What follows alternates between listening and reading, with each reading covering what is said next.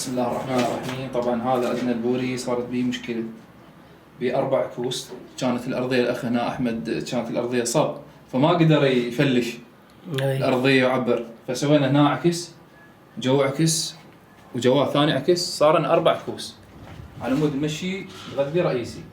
فما صارت ويا شو اسمه السبرينج، جبنا سبرينج هم نوعية ثانية وما صار. صور ذاك اللون، ذاك السبرينج الأحمر ذاك نوعية قوية فما صارت.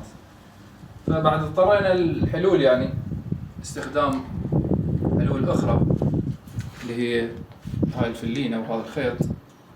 زين، نخلينا هنا نطحن، ندخلها شو اسمه البوري، نستخدم وياها منفاخ. أنا قبل شوية فلينا على مود المرور، وهذا البوري صار بانسداد فما قدرنا نعبر بيه السبرينج. حطينا السبرينج وما عبر، فاضطرينا نستخدم يعني هاي الطريقة لنبيع كوس هواي. نريد نسوي هاي الفلينة شوي نصغرها وتدخل.